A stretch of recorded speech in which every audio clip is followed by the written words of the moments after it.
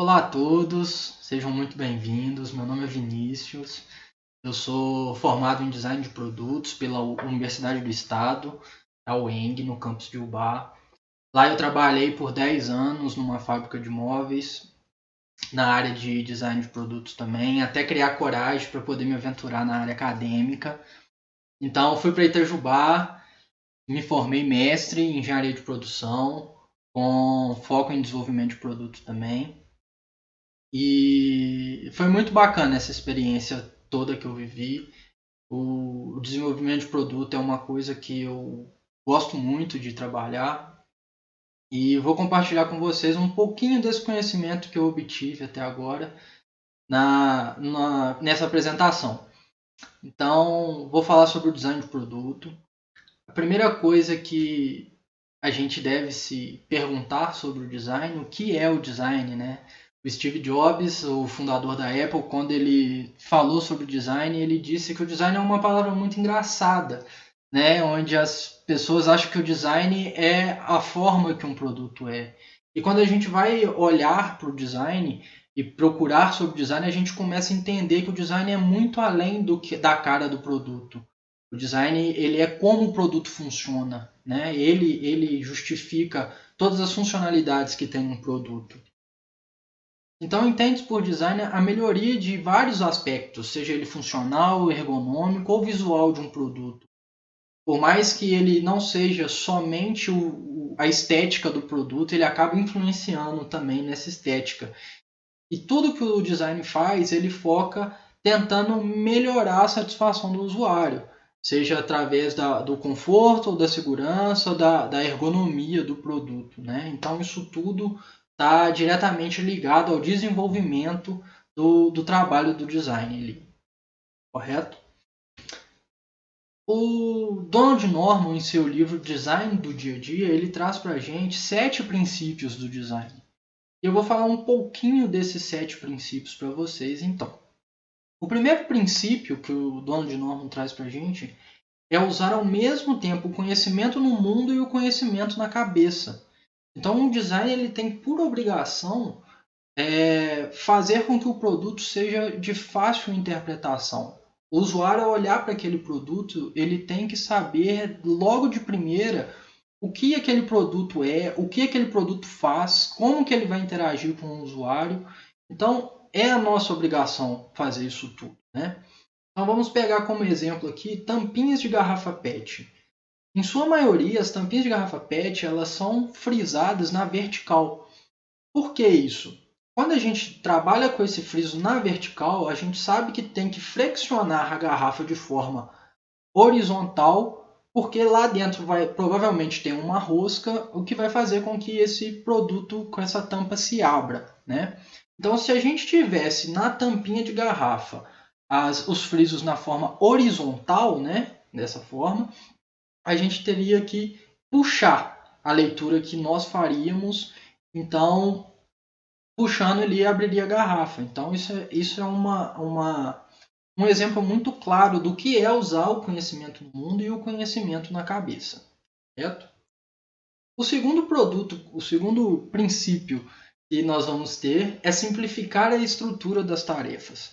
Então, toda tarefa a ser realizada ela tem que ser o mais simples possível, né? O usuário não tem que ficar apertando 7 botões para poder fazer uma operação. Tem que ser uma única operação só. Um único botão deve atingir o resultado esperado pelo usuário, né?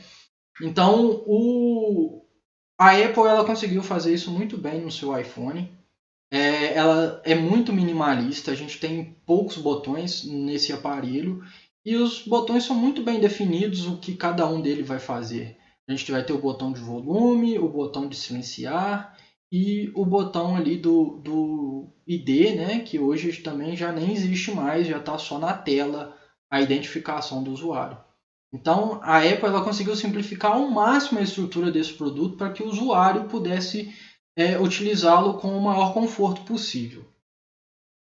O terceiro princípio que nós temos é tornar as coisas visíveis. Então, dessa forma, o usuário, ao olhar para aquilo, ele tem que identificar logo o que aquilo significa para o desenvolvimento dele com o produto, né? Como ele vai trabalhar com aquele produto. Ele tem que saber como que o sistema está operando naquele momento, o que vai acontecer com aquilo. Então, tornar as coisas visíveis, a gente pode pegar como exemplo, ao entrar num carro, a gente tem vários botões, a gente vai ter o acelerador, o freio, a marcha, mas tem um botão que se destaca entre todos, que é o botão de alerta, né? Então, quando a gente aperta aquele botão, ele normalmente é um botão vermelho, maior do que os outros botões que temos no painel, e quando a gente aperta ele, a gente vê que as setas estão piscando. Então, há um sinal de alerta, até para proteger a pessoa que está dentro do carro, como as pessoas, os outros motoristas, né? Quando vê as setas piscando, eles têm a sensação de que algo de errado está acontecendo, então todos ficam em alerta. Então, aquele botão visível é um exemplo perfeito assim, do que é deixar as coisas visíveis. E isso é muito importante para um produto que está sendo desenvolvido. O quarto princípio que Norman nos fala é fazer corretamente o mapeamento. Então, o designer ele deve verificar e tentar deixar próximo todos os botões ou utilidades que aquele produto tem, deixar próximo os que são mais similares, né? Um exemplo que a gente pode usar para isso é um teclado alfanumérico, onde nós temos todas as organizações de alfabeto de um lado e a organização numérica de outro. Então, se a gente vai escrever um texto, a gente sabe que a gente vai ter que usar a parte esquerda e central de um teclado. A gente vai fazer algum cálculo, a gente vai para a parte direita, onde vai ter todos os números e a gente vai poder usar da melhor maneira possível ali uma calculadora ou um Excel. Então isso é muito importante, né? Imagina a bagunça que seria se a gente tivesse números e letras tudo misturado. Então o mapeamento ele é extremamente importante para poder facilitar. E às vezes não só isso, às vezes num controle remoto de televisão, de um videocassete, a gente sabe quais são os botões ali para você avançar, dar play, dar stop, né? E alguns também já tem o alfanumérico também para poder você pesquisar na Netflix ou alguma outra plataforma de streaming. Então é extremamente importante que isso esteja bem alocado no projeto. O quinto princípio de Norman é o poder, né, explorar o poder das coerções, né? Isso é sensacional.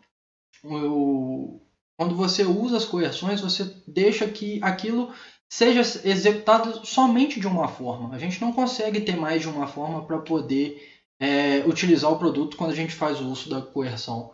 Eu gosto muito desse exemplo que está na imagem, porque não é raro a gente estar num local onde tem uma porta de vidro, por exemplo, que a gente vê as pessoas, de certa forma, brigando com a porta para tentar entender como que aquela porta abre. Se você tem que puxar ou empurrar. E o exemplo, ele traz muito bem isso, né? Se você coloca uma alça do lado que você deveria puxar a porta, você acaba deixando que a única forma de abrir aquela porta é pelo puxador, pelaquela alça. Se a gente coloca uma placa de alumínio ou de madeira do outro lado, fazendo com que o usuário não tenha uma pega, ele vai entender que a única forma dele poder abrir aquela porta é empurrando. Então isso soluciona muito bem esse problema. Então as coerções ela tem um poder muito grande em cima dos produtos e que muitas vezes ela é deixada para lá. Então vamos prestar atenção nas coerções. O sexto princípio é projetar para o erro, né? Donald Norman ele diz que se há alguma forma do erro ser cometido, a gente pode ter certeza que o usuário ele vai cometer esse erro.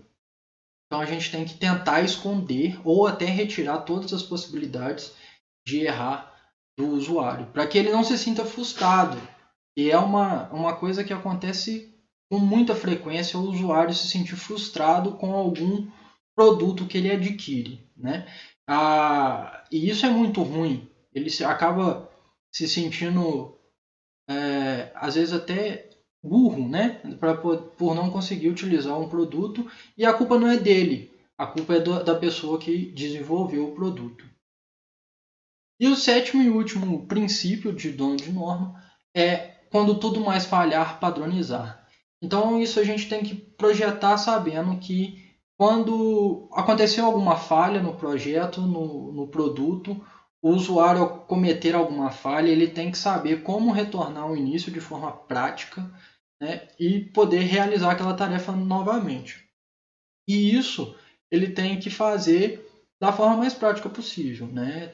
Tem que ser uniforme para todos os produtos de forma quase que universal, né? Então a Apple mais uma vez ela ganhou o destaque aqui na apresentação por conta do iPhone, que a partir do iPhone todas as outras marcas praticamente copiaram o iPhone, né? É uma tela com poucos botões. Então, qualquer erro que aconteça, a gente sabe que tem um botão de desligar ali que vai reiniciar o aparelho e você vai poder voltar a usar ele normalmente. Todas as apresentações que eu faço sobre design, eu gosto muito desse exemplo. Esse exemplo é o momento que esse humilde palestrante se sente em terceira idade. É que as pessoas que viam TV Cruz vai lembrar do Macintosh, que era um computador de mesa, né? um CPU praticamente. E ele tinha uma alça. Apesar de ele ter várias cores, ser todo colorido, o que mais chamava atenção nesse computador era uma alça. E essa alça